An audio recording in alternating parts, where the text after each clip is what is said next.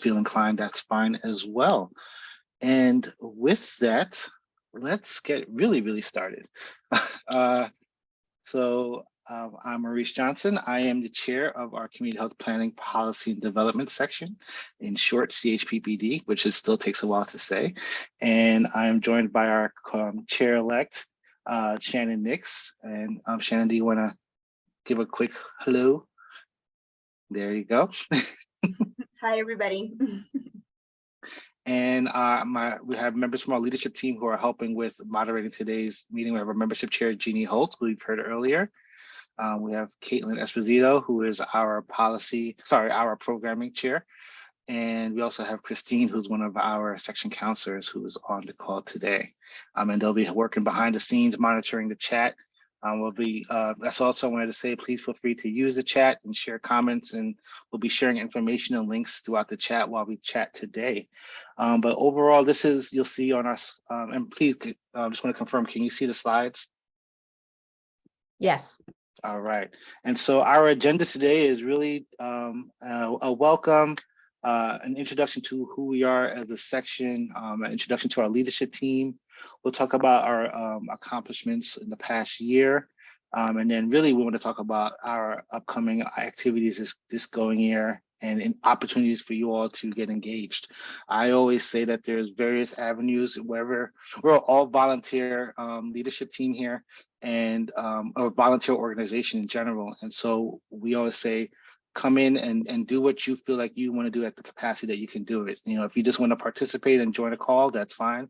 If you want to provide more insight, that's always welcome. If you want to join our leadership team, please, by all means, we have various avenues to get involved. We have committees, we have activities such as abstract reviews and things that you'll learn about today. And so I just want to let you feel informed of the various opportunities to engage the section and get the most out of your membership while being part of APHA as well as our section. So with that, we're going to start off with a couple questions just to get people, loose and ready to share. And so let me open up this first poll, and I'm doing this on the fly. So if it doesn't work, I'll blame IT. Let's see. The first, looks like I put all three questions up, but go ahead. If you see the first question come up, how long have you been a member of CHPPD? And then I think there's a second question there as well. So all three questions loaded. And then also describe where you are. And then our third question is a hot dog a sandwich? And I know that might be a very controversial topic, but we here are not afraid to tackle the issues. So please feel free to jump in and share your thoughts.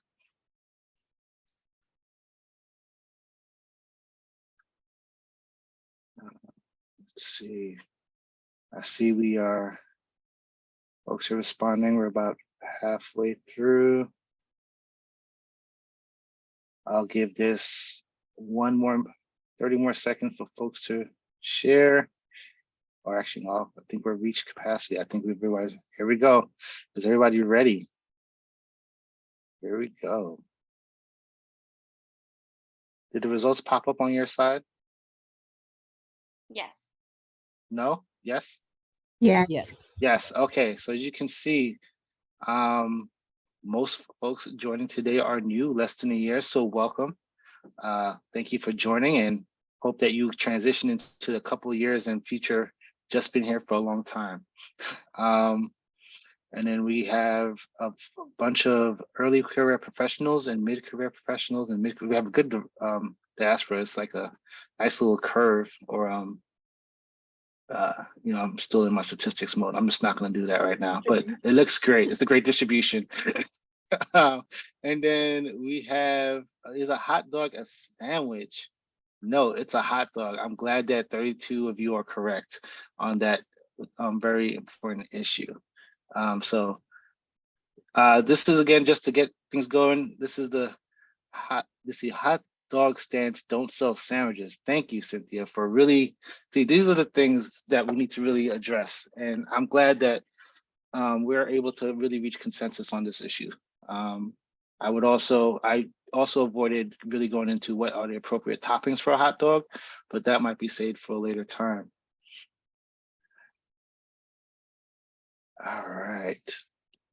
So let's keep going. I think we tackled questions 2 and oh, so question 3, if you're in the chat, can you just share where you are, what city you're coming from, and so folks can see where others are, and please just go ahead and knock it all in. We have a DC or Nashville, we're all over. So thank you for coming from all time zones. We do try to set these meetings in a time that could accommodate most of our membership, so I'm glad to see folks. Is anybody international? I know a couple of times we've done these. Some folks have come in from outside of the US. Rally. All right. Tenasket, Washington. Where in the state is that? I'm not familiar with that area. So Tenasket, Washington is Okanagan County. We're about 40 miles from the Canadian border in central Washington, north of Wenatchee, west of Spokane. Got it. Cool, welcome. I'm currently challenging my daughter on not just learning the states, but their capitals and major cities. I'm partly challenging myself. I'm trying to get more familiar with the United States, so it's a good activity to do with her. All right, we're making good time here. So who is CHPPD? What is it that we do? Why are we here? And we're really cross-cutting section. We're really focused on the intersection of policy development and advocacy, really seeing them come together to really make effective change in communities. I'm really strong on community collaboration, and not just having it downstream as well as the upstream approach to addressing health policy and affecting change in your local communities. We bring together technical information and expertise on communities, health professionals, businesses, and government. And really, I think it's because of this very cross-cutting background that we have why we're one of the largest sections in APHA. Our mission is to develop and advocate for health policy planning and practices that promote health equity, community empowerment, and social justice. Over the past few years, we've really honed in on social determinants of health and working on social justice and really seeing that as a key avenue for improving health overall in this nation. And as I noted before, we span over, as our last membership roster, we are covering over 45 out of 50 states and are represented across 39 countries. This number, our membership numbers, is a little bit lower. This is an outdated number. We're about 4,200 now. So we keep growing. We're trying to take on EPI, become the second largest or third largest section. And so keep joining in, keep staying with us, and we'll reach that goal. And CHPD is one of the longest active members of APHA, and we were formed in 1940. And we have a very diverse and rich leadership team. I'm very proud of our team. Again, as I said earlier, we are a all volunteer organization. And so we only work as good as our team is and really get into a lot of activities that we look to accomplish throughout the year. And as you can see, we have both elected members and appointed members. As you can see here, we have our elected positions. For those who are not familiar with APHA governance, our governing counselors are those kind of form of like the House of Representatives for APHA. Each section, based off of how out of their size, have delegates that vote on various issues for APHA, such as policies and the governance of APHA overall. Sorry for that background beep. That's my other laptop. Our section counselors are those who kind of are a lifeline for our section. They help fill in a lot of the gaps in our leadership positions. They are the voice for our section, and they address various issues throughout APHA and kind of address many of the topics that we're trying to accomplish during the current year. We have, of course, our traditional roles of a secretary, a treasurer, a chair-elect, and chair. And then our student liaison, every section has a student liaison who is a student member of APHA who serves on the student committee, but also helps foster and engage our students in our section. And then we have our appointed positions. And so we have our membership co-chairs, as you can see, there's a lot of stuff out here. And you'll hear from many of these folks a little bit later today. But I do want to open the floor up to Angelica Hardy, who is our governing council, but is also on the nominations committee for APHA. And I know that she has to jump off early, so I wanted to open the floor for her so that she can share a few words about nominations. Yes, thank you so much. Hey, everyone. Good afternoon or early afternoon, wherever you are. My name is Angelica Hardy. I've been a governing counselor. I think I'm about to get kicked off soon. So I think it's about to be my third term. But in the last term, I recently was elected to the nominations committee, which has been a great experience. And my job really is to get people to be nominated for APHA board and many other positions. So I'm here today to kind of solicit some interest. So the positions that are open to be elected at the 2023 APHA annual meeting are president-elect, executive board member, and speaker of the governing council. So those are the three positions that are available. There are multiple different, I want to say 3 executive board member positions, of course, just 1 president-elect, and then 1 speaker. So the applications are now open. And then I know Maurice and team have the information. I don't know if we've sent that out to everyone yet. We sent out the call for, I forwarded the messages that came from APHA, but we'll following today, send some more direct communication. If you don't mind, can you just give a couple words of what does the executive board do, the president do, and the nominee and the speaker do? Yeah. So the executive board specifically is a 24-member body and that serves the governing on behalf of the governing council. So as a governing counselor, we elect these individuals, or they represent us as a whole. So there's things from policy, management, membership, deployment, all things. The board is really an extension and more, I don't want to say they're more dedicated. They spend a lot more time because there's more meetings. There's definitely a lot more responsibility. But it seems like everyone on the executive board is having a wonderful time, and everyone seems to really enjoy it. So, and it's nice because, I mean, it seems as if, I can't speak from personal experience, but everyone's really just engaged, and especially coming from different fields. Everyone comes from different sections, kind of as Maurice mentioned, like everyone, different sections and different interests. So it's really nice to hear from a lot of perspectives, and they represent us as the executive board members of APHA. And then the president, of course, the president-elect, I'm sorry. So you serve as president-elect, and then after president-elect, you then serve as president. did I mention how long executive board was? Let me go back. Sorry, I don't think I did, and I don't want to mess it up. And the eligibility and everything was sent out, but I definitely don't want to mess up. Terms begins after the annual meeting. How long is the term? 4 years. Yes. So our governing council knows electives serve staggered 4-year terms. There we go.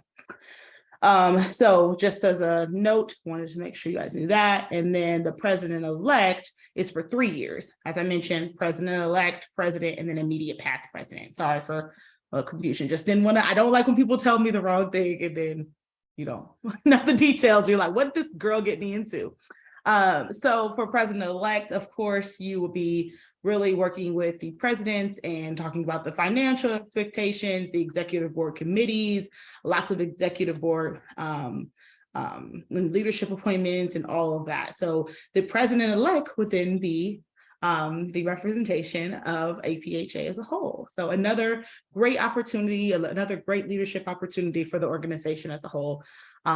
And of course, we would love for you to rep CHPPD and coming from our section. And then lastly, the speaker of the governing council presides over all the meetings, governing council meetings. So our mid-year meeting that happens in June, as well as at the annual meeting, our 2 or 3 days that the council is there. So the speaker is the one really facilitating that whole meeting. That is a 3-year term and it begins following the annual meeting. So that is how they will be voted on in November, and then they would start after that. There are some specific eligibility for each for candidacy, and you can find those in the descriptions, but yeah, any questions? Sorry, I know the chat is going, but I only have one screen, so can't see. I've been trying to answer the chat. Oh, thank you, Jeannie. You're welcome. I mean, feel free to jump in and add information. I was like, I mean, feel like you would know more than Thank you for that, Angelica. And again, if you have any questions, please let us know in the chat. And then also, like, if you want to talk to me one-on-one, I've been going to other sections. I've done tons of sections and affiliates that I've been like, if we want to like hold another meeting and just kind of have like an open, honest conversation, I'm totally willing to do that. I know we have a packed agenda and I also have to go. So please just let me know. Thank you. All right, have a good one, y'all. Look forward to seeing your nominations. CHPPD nominations. I can't be biased, I have to be, but. We're just the best section, but that's a very unbiased take. It's fine. Thank you, right? Bye, everyone. Bye.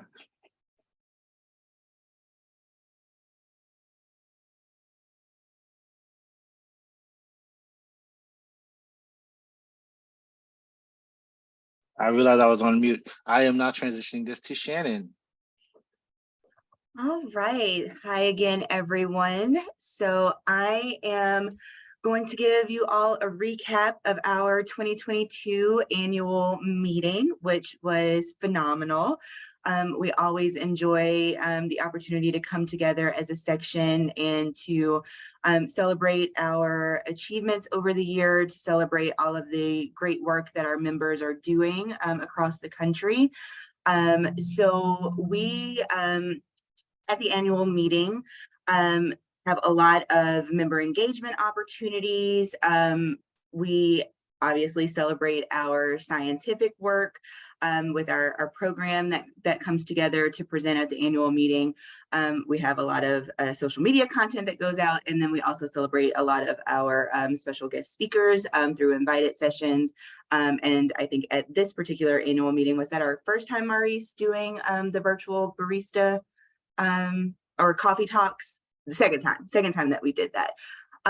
But in terms of our scientific sessions at this 2022 annual meeting, we as a section hosted the 3rd largest number of scientific sessions, only second to public health, education, and health promotion and epidemiology. We had 10 poster sessions, which is about 80 posters total, a number of which highlighted student research, which we were very excited to do.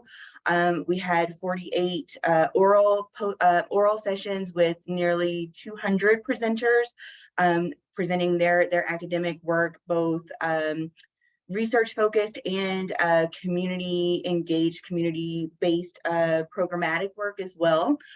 We also had 5 other broader events that include our overall section business meeting, our new member and student business meeting, as well as our day of action, which involves at each annual meeting doing service-focused work in partnership with local community organizations, and our virtual barista, which I mentioned. And we also gave away a number of awards at this annual meeting. I will go through those. I apologize in advance if I butcher names. Please forgive me for that. So we awarded our Enrique L. Bloom Award for Excellence in Health Planning to Brian Muhammad. Our Vision Award for Excellence in Health Policy to Christopher Cucini. Our Best Doctoral Level Student Abstract Award to Emma Redford. Our Best Master's Level Student Abstract Award to Emily Ho. Our Excellence in Collaboration to Christine Ivory. Our Excellence in Policy Engagement Award to Ashley Hickson. Our Excellence in Member Engagement Award to Gilbert, I'm sorry, I can't read, Arvizu, thank you. I was like, what does that say? I'm sorry, it's the yellow highlighting. Excellence in Community Engagement to Raga Arigari. And our Chair Citation Award to Brian O'Buckley. Our CHPPD Trailblazer Award, which I think was our first time giving this award, which was an amazing celebration at our social to Ngina Lithcott, which was just fantastic. We also gave our Outstanding Chair Award to Ebony Johnson. We gave a number of student scholarships to our student members, which included Noah Mancuso, Sumin Ryu, Leonard Wang, Jason Starr, Maya, Ashki, Shima, Haikal, Viveka Patel, Carrie Carr, Mayashara, Muquith, and Christy, oh, I'm sorry, this is a different one. The CHPPD Early Career Professional Annual Meeting Scholarship Awardee went to Christina Gaigo, and the Early Career Professional Annual Meeting Scholarship Awardee also went to Amy Stein. We gave the Professional Annual Meeting Scholarship Awardee, which I think goes to a mid-career professional or someone who's further along in their professional career, to Raga again, and then also to Jennifer Bronson. So a number of awardees were recognized there. And then for the first time coming back together in person at this annual meeting, given all of the events that took place related to the COVID-19 pandemic, and a lot of the circumstances that we faced related to some of the racial and social justice issues that have taken place in recent years, we decided to recognize a number of frontline and social justice workers in the field, which was a phenomenal opportunity to do at our social event as well as the annual meeting.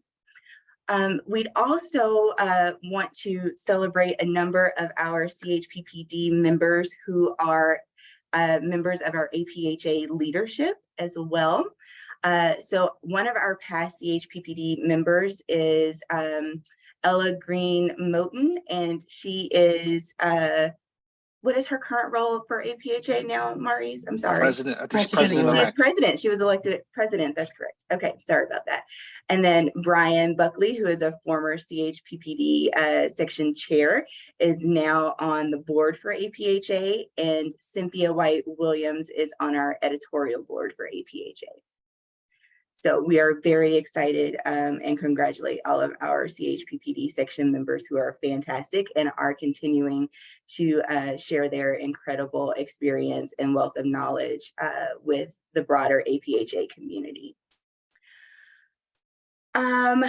Okay, so one of the things that we always ask of our members is to consider donating to CHPPD. Your funds help to support our section activities, our scholarships for our students, our early career and mid-level professionals, And this year, our goal is to raise, I'm going to assume that that's supposed to be $2,023 because we like to change that to reflect every year. So making a donation to our section is very, very quick and easy. If you want to use the camera on your phone and scan the QR code, it will take you to our CHPPD donations page. And Caitlin has also popped the link into our chat here. So you can click the link there if that would be easier for you to do. And you can make a quick and easy donation to our section, and that is very much appreciated. Your dollars go a long way to help support those of us in our membership who may not have the support needed to make it to our annual meeting each year. And that is a phenomenal way to celebrate the work that they are doing. So we would just like to take an opportunity to gather as much support as we can, financial and otherwise.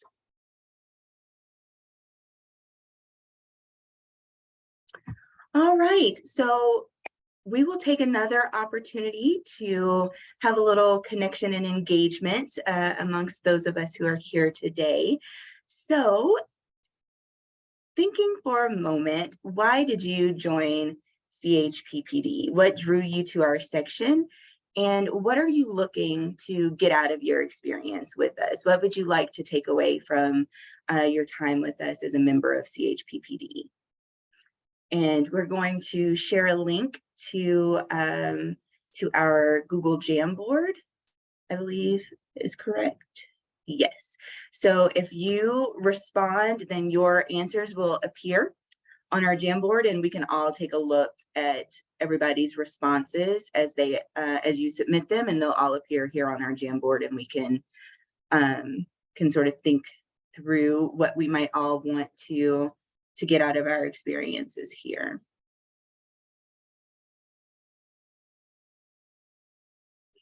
I do think it's the best section.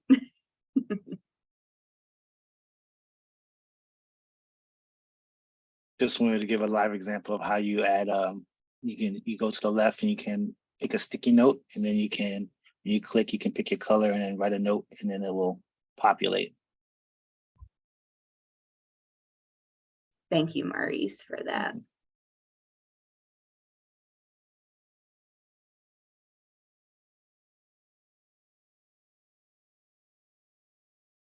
Okay, policy professional, so it seemed like a natural fit.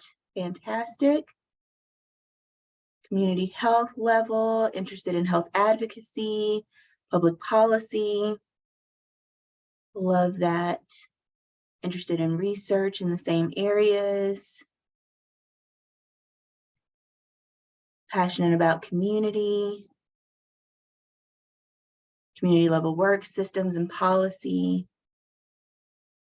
social justice work, racial equity, advancing health equity. Yeah, great. I see in the chat, tired of seeing policies that harm people and want to be able to do more about it. Yeah, hear you on that for sure. This is the place to be with like-minded people who want to see something done about that. Backbone of public health aligns with your passions. Awesome. Have policy solutions to fix things, fix existing problems. Represents a truly upstream narrative, frame, and action. Love that. Overturn the overturning of Roe. Amen to that.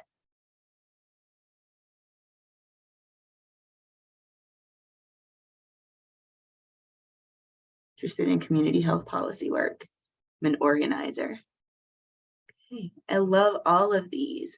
So what do you want to get out of our section? What would you like to see us do?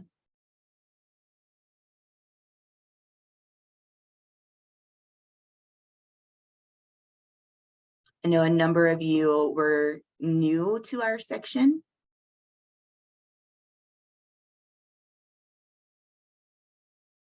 So how can we support you?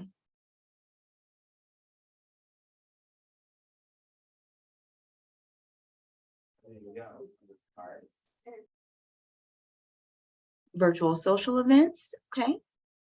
So more networking opportunities. I also wanted to add one of the things, a couple of the themes that happened at the annual meeting, at our business meeting, at our new member meeting, and also communicate at the social, was this idea of trying to create more opportunities for networking and informal mentorship, and then also learning about how to engage your local affiliates. That was another theme that came about how, if you're trying to get active, sometimes it seems like APHA is so big, and you really impact change and policy locally.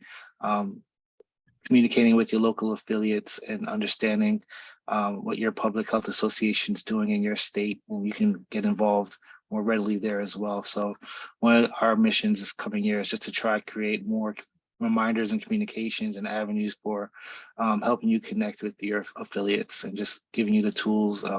Because for me, it was just like, I was a member for 12, 13 years and just joined last year. And part of, it was just like, I kept hearing it, but I didn't know what it meant. And you just gotta sometimes do some research. So try to provide some more tools and avenues to help educate folks on what that means. Great. Okay. So see here some great ideas, information sharing, lunch and learns, work groups to collaborate on similar research interests, networking with people who are doing similar work. So yeah, there seems to be a lot of overlap around just getting connected with people who are doing similar things and want to address similar issues, similar shared passions. So I think that is definitely something we can keep in mind.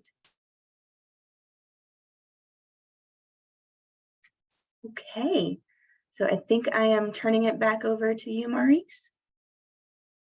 Yes, I am just going to load back up this presentation. If my computer will cooperate. Is it back up for you all? All right.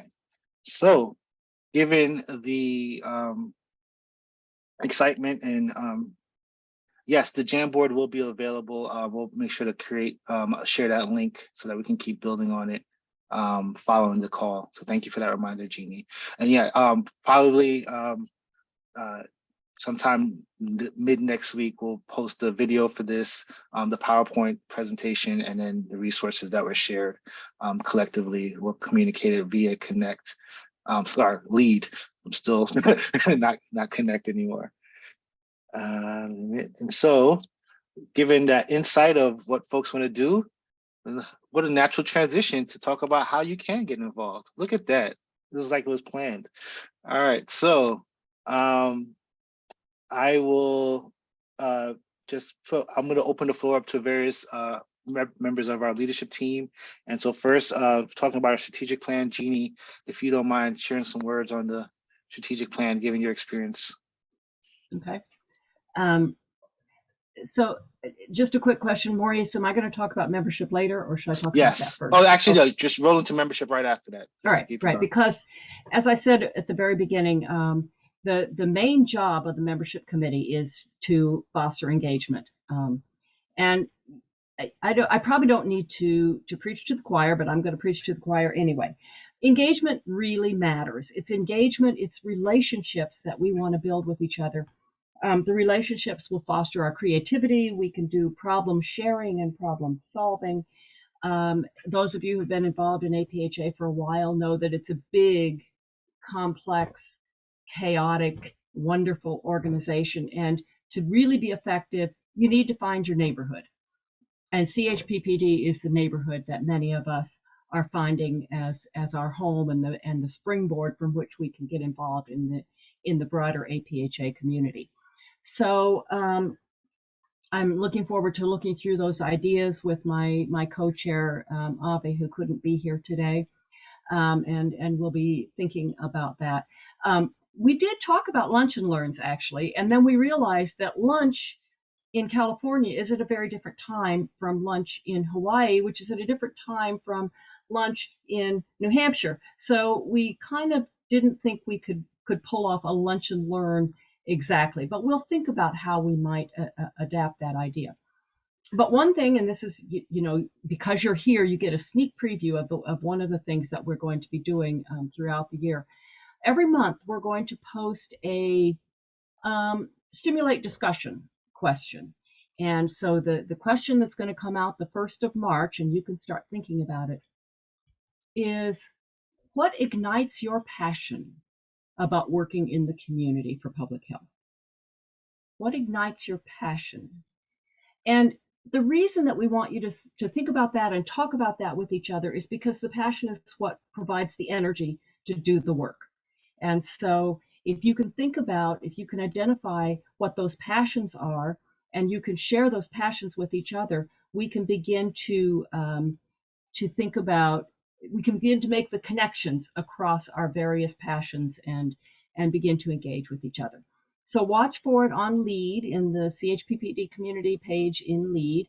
The 1st of the month, there will be a question each month, and we'd love to have as many people as possible to jump in and share their ideas, share their conversation around that question. The other engagement, there's lots of other engagement opportunities. The National Public Health Week, which we're going to talk about in just a few minutes, will have lots of opportunities to engage. There is a mid-year meeting that comes up in June, and there will be opportunities to engage in that. Of course, submitting an abstract is a way to engage, but also evaluating the abstracts and helping to score those abstracts and choose what the abstracts are going to, which abstracts are going to be presented, is another way to engage. The policy committee of CHPPD does a couple of things. They're looking at writing drafting a policy, and somebody will talk about that in a couple of minutes. That's a great way to get engaged with other CHPPD members working on writing a policy. But also the proposed policies need to be assessed. We need to look at them and say, is this really a good policy for APHA to adopt? And so the policy committee recruits people to read those policies and provide feedback to the section and to APHA and to the authors of the policies. And those authors really value the input of people who are living the experience of doing community work to make sure that those policies are going to be effective to advance public health. Somebody mentioned about being tired of policies that are hurting people. Well, this is another place that you can get involved in making sure that policies are the best for the communities that we serve. So those are all things that the membership committee is working on. Of course, the more people on the membership committee, the more engagement opportunities we can construct and facilitate and provide. So if you're interested in getting more engaged in engagement, please get in touch with Avi or me, and we'll get you right on the committee and get you to work with us and brainstorming those discussion questions and getting you connected to all of the other engagement opportunities. Maurice asked me also to talk briefly about the APHA strategic plan, because I've been on the executive board for the past 4 years, and I served on the strategic planning committee of that on the executive board for all 4 years. This past year, I was the chair of the strategic planning committee. In addition, I've done strategic planning facilitation for affiliates. I've met with more than 20 affiliates now. And so we're using the APHA strategic plan, which has these 3 strategic portfolios: strengthen public health practice, build a public health movement, and align organizational capacity and infrastructure. The CHPPD work, for example, in strengthening public health practice is around the policy development. It's certainly the scientific sessions will strengthen public health practice, work like that. CHPPD is very active in the National Public Health Week, which is part of building a public health movement, really awakening the population, the world, to understanding what public health is and becoming a public health supporter. And then, of course, aligning organizational capacity infrastructure. Fundraising is part of that. We can't do things if we don't have the resources to do them. So the capacity is part of that. Currently, APHA is writing a new strategic plan. The current one has been in use for about 7 or 8 years. So it's really time to refresh that strategic plan. The hope is that we will keep these 3 strategic portfolios because they're flexible enough that lots of different sections, the caucuses, the different affiliates can see where they can fit into that strategic structure. You may also remember that a couple of years ago, we did a pretty big project with members who were active in sections called the Member Unit Engagement and Effectiveness Program, where we did,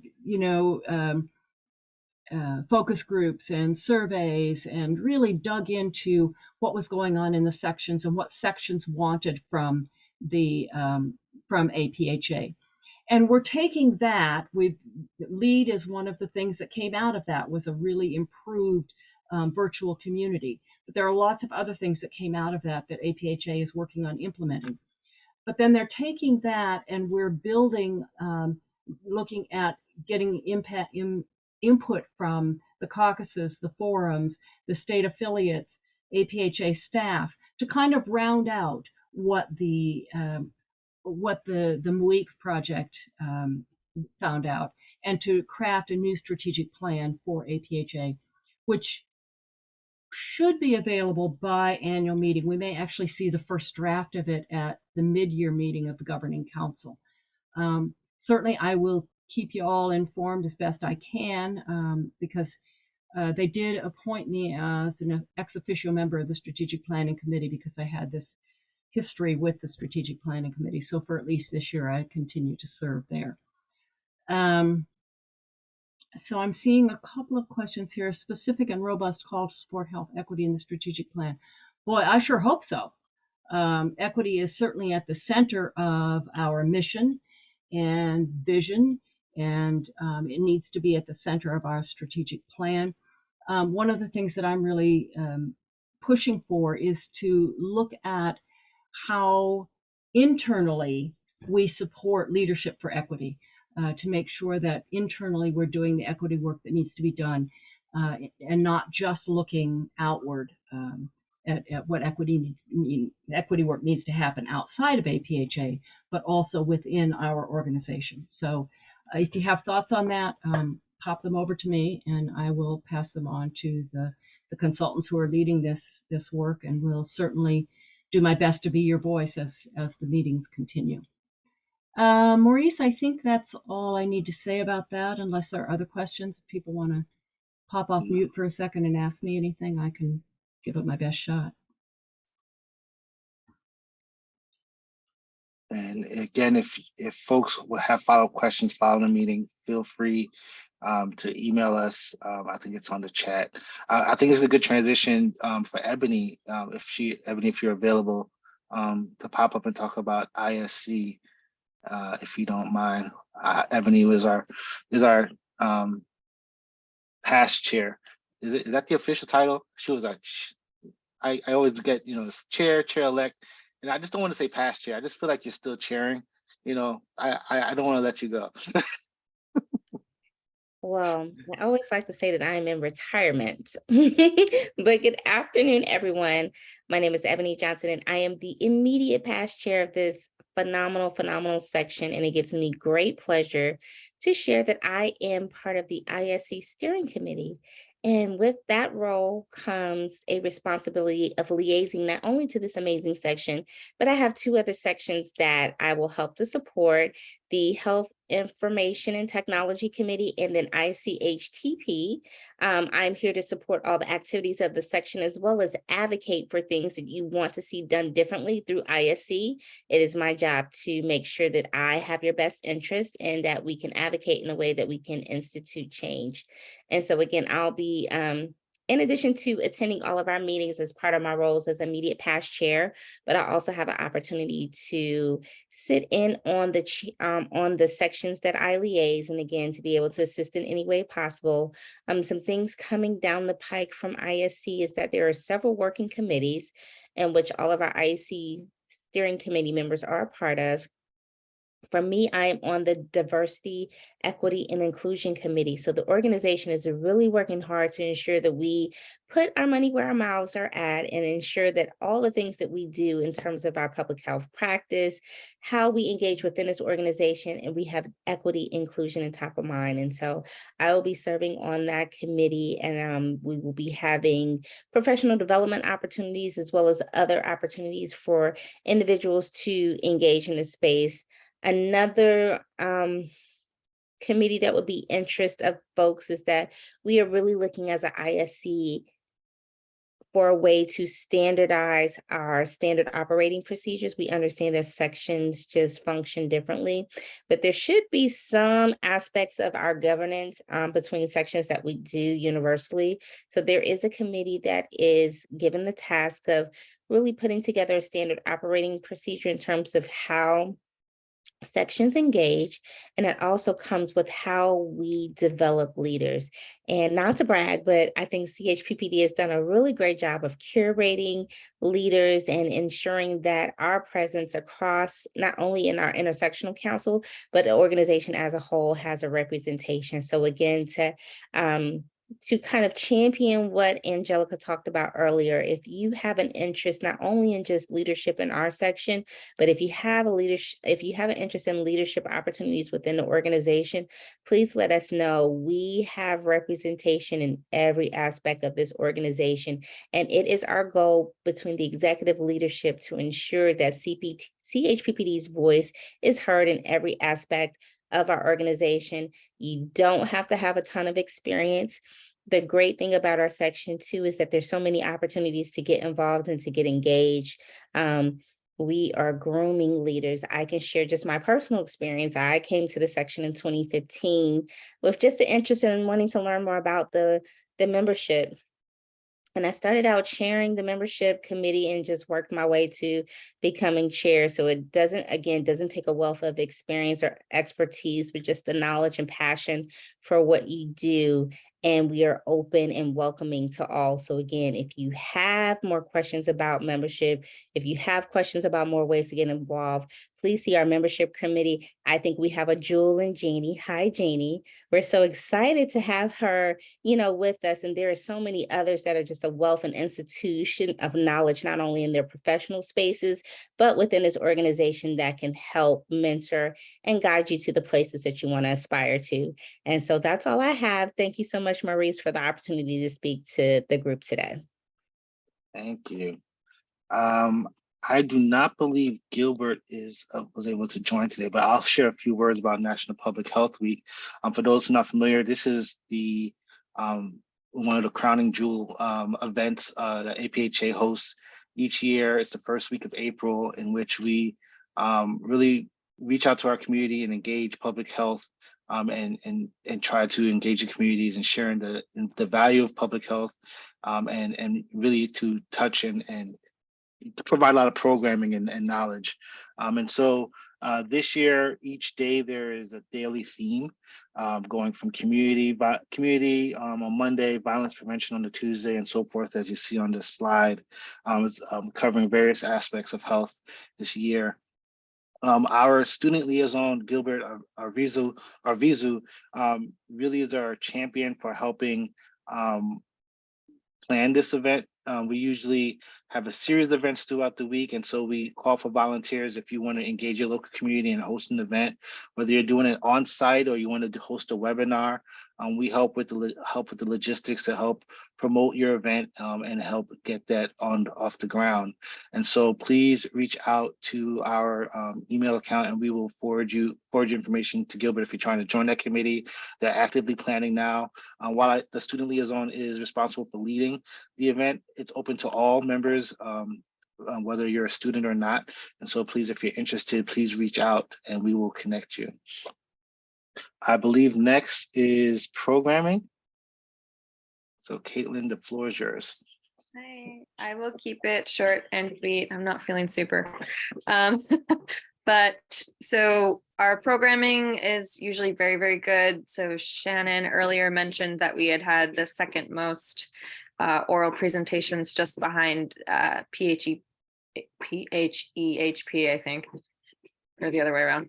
And that's going to happen again. So we have 43 oral sessions set for 2023 and 8 poster sessions, which have about like 8 to 10 posters in each session. So there are plenty of opportunities for you to submit your own work. The abstract submission deadline is March 31st at 11:59 p.m. Pacific Daylight Time, I guess. We also need reviewers. I looked in, we do not have enough for how many I am anticipating we end up getting. So please, if you have not already, sign up to be a reviewer as well.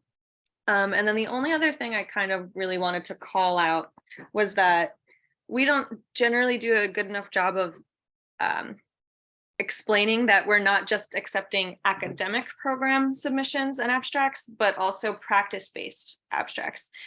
So we're trying to make that a little bit more clear this year, that if you are in the process or if you completed a program or you're implementing a program now and you'd like to get it submitted for peer review, then please submit that as well. There in our call for abstracts, which I am copying in right now, there is a format that you can follow in order to submit more practice-based work as opposed to just academic work as well.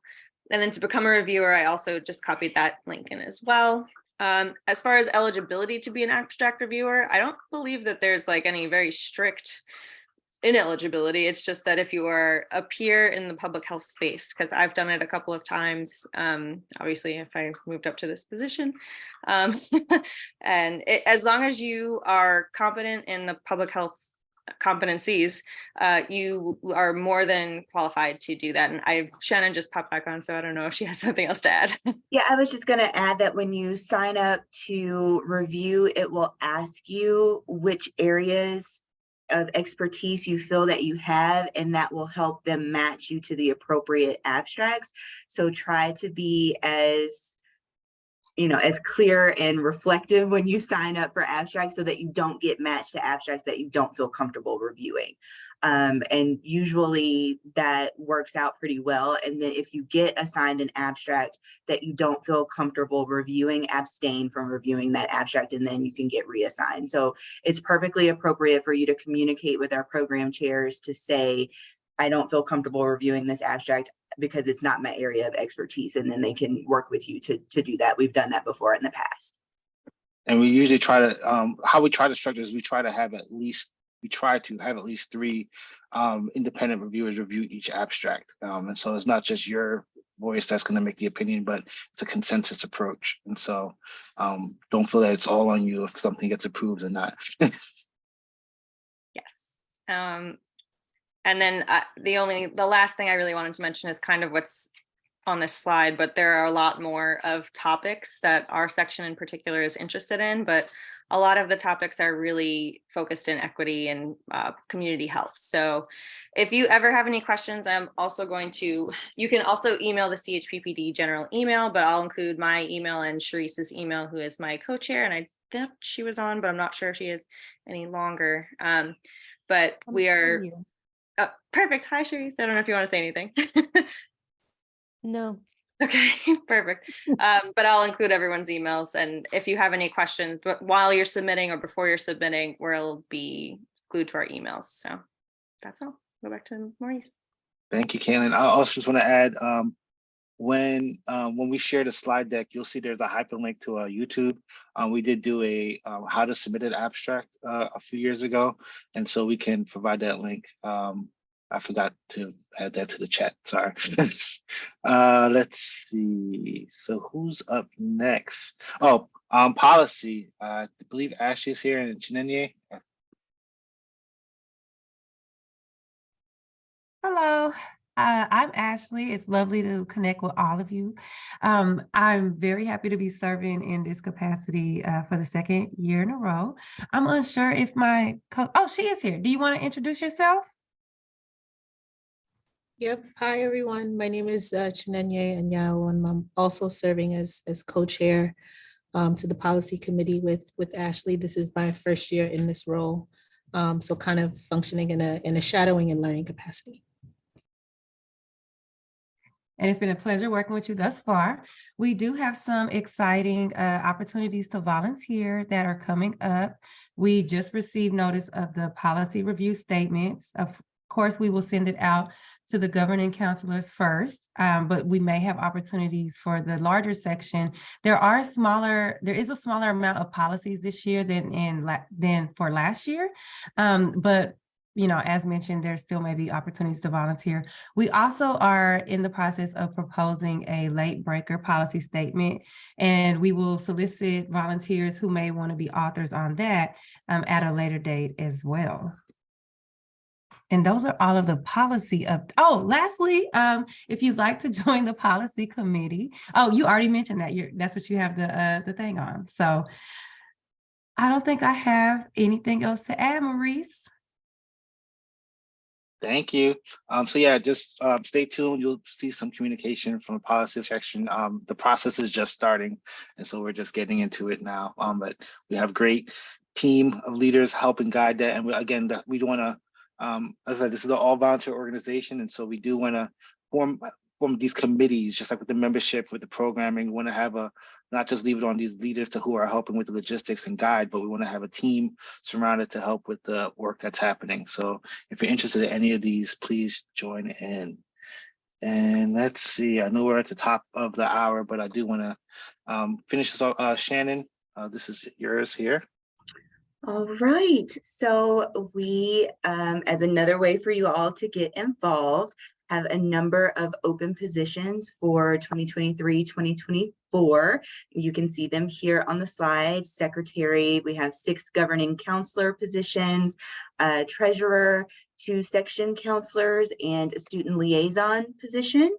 All of those positions are available for those of you who might be interested to submit your sort of application, self-nominations. Others can nominate you.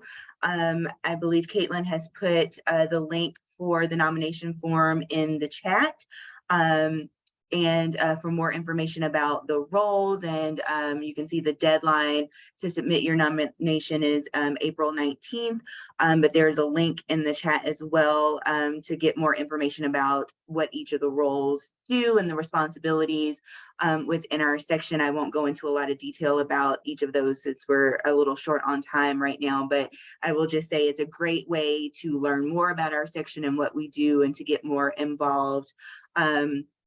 But if you are newly elected as a part of our CHPPD leadership, of course, you will be asked to participate in our monthly calls and help to sort of guide the direction of our section over the course of the next year.